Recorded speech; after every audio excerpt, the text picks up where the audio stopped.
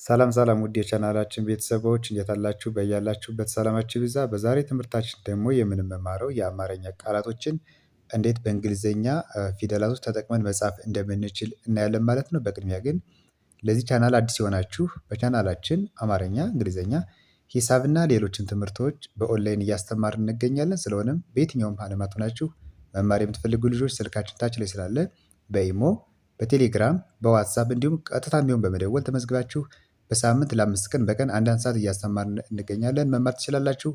አሁን ቀጥታ ወደ ትምህርታችን እንገባለን። በቅድሚያ ግን ያው ቻናሉን ላይክ፣ ሼር እና ሰብስክራይብ ማድረግ እንዳትረሱ። አሁን ወደ ትምህርታችን እንገባለን። እሺ ከዚህ ጋር መጀመሪያ በቀይ የተጻፉት እነዚህ የአማርኛ ቃላቶች ናቸው። ከዚያ ደግሞ ቀጥሎ ደግሞ የእንግሊዝኛ ፊደል ተጠቅመን እያንዳንዱ ቃላቶች የጻፍናቸው ደግሞ እዚህ ጋር አስቀምጬላችኋለሁ ማለት ነው። መጀመሪያ አማርኛውን እናነባለን፣ ከዚያ እንግሊዝኛውን ማለት ነው። እሺ ከዚህ ጋር ስንጀምር ውበት ውበት ውበት ይላል እዚህ ጋር። ውበት ለማለት 3 የአማርኛ ፊደላቶች ተጠቅመናል። ው በንና ትን ስናነበው ባንድ ላይ ውበት ይላል። ይህን ደግሞ የእንግሊዝኛ ፊደል ተጠቅመን ስንጽፈው ው ማለት የወ ቤተሰብ ሁለተኛ ነች። ደብሊው ዩ ይሆናል ማለት ነው። ደብሊው እና ዩ ው ተብለው ይነበባሉ። በማለት ቢኢ ነች። ቢኢ በ ት ደግሞ ቲ ቲ። ይህም ባንድ ላይ ስናነበው ውበት ውበት ይላል። እሺ ከዚህ ጋር ደግሞ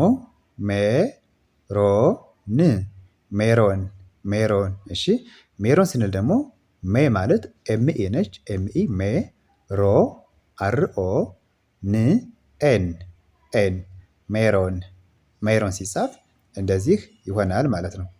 እሺ ወደ ሁለተኛው መስመር ስንሄድ ዝናብ ዝናብ ዝናብ ይላል። ዝ ማለት የዘ ቤተሰብ ስድስተኛ ነች። ስድስተኛ ደግሞ አናባቢ አንጠቀም። ዜድ ዜድ ዝ ተብላ ትነበባለች። ና ኤንኤ ኤንኤ ና። ብ ደግሞ ቢ ነች። ቢ እንደ ብ ትነበባለች ማለት ነው። ይህን ስናነበው ምን ይላል? ዝናብ ዝናብ ብለን ማንበብ እንችላለን ማለት ነው። እሺ ከዚህ ጋር ወራት ወራት ወራት ይላል። ወ ደብሊው ኢ ወ ራ አርኤ እና ት ደግሞ ቲ ነች። እዚህ ጋር ውበት ስንል ነግራችኋለሁ። ት ለማለት ቲ ፊደል ነው የምትጻፈው ማለት ነው። ስለዚህ ሲነበብ ወራት ተብሎ ይነበባል። ወራት። እሺ ከዚህ ጋር ደግሞ ባህል ባህል ባ ማለት ቢኤ ነች። ቢኤ ባ ህ ኤች ል ኤል ባህል ባህል። እዚህ ጋር ባ ስንል አራተኛ ፊደል ስለሆነች ኤ ተጠቅመናል አናባቢ። ህና ል ግን ስድስተኛ ፊደል ናቸው። ስድስተኛ ደግሞ እንዳልኳችሁ አናባቢ አንጠቀም። ስለዚህ ተነባቢዎቹ ብቻ ማለት ነው። ኤች እና ኤል ህ ል ብለን እናነባቸዋለን። ባህል። እሺ ከዚህ ጋር ደግሞ ጥራት ጥራት። ጥ ለማለት ቲ ነች። ቲ እንደ ጠ ወይም ደግሞ እንደ ተ ቤተሰቦች ስለምትነበብ እዚህ ጋር አሁን ጥ ስንል ቲን እንጠቀማለን። ራ አርኤ እና ት ደግሞ ቲ። እዚህ ጋር ወራት ስንል ራ እና ትን አይተናል። ጥራት ስንል ቲ አር ኤ ቲ ጥራት ጥራት።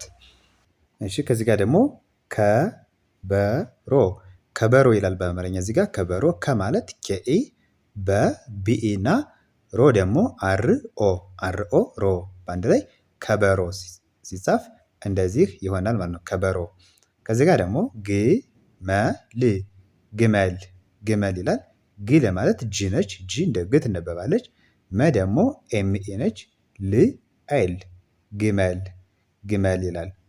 እሺ ወደ ቀጣይ ገጽ ስመጣ ከዚህ ጋር ደግሞ ምን ይላል? ሰፈር ይላል። ሰፈር ሰ ለማለት ኤስኢ ነች። ኤስኢ ሰ ፈ ኤፍኤ እና ር ደግሞ አር ሰፈር ሰፈር ሰፈር። እሺ ገጽታ ገጽታ ገጽታ። ገ ማለት ጂኢ ጂኢ ገ ጽ ቲኤስ ቲኤስ ጽ ተብላ ትነበባለች በአንድ ላይ። ታ ደግሞ ቲኤ ቲኤ በአንድ ላይ ገጽታ ገጽታ።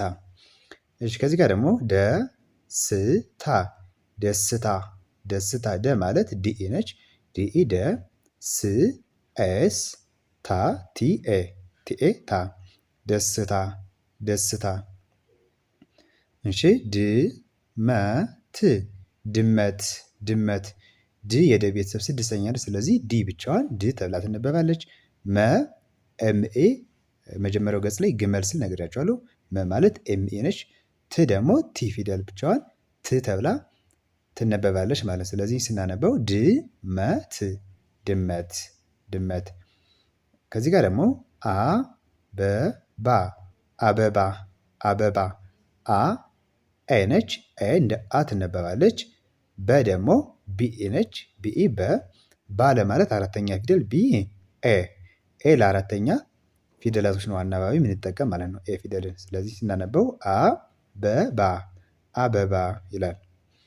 ፓስታ ፓስታ ፓስታ ፓ ማለት ፒኤ አራተኛ ፒኤ ፓ ስ ኤስ ታ ቲ ኤ ቲኤ ደግሞ ታነች ማለት ነው።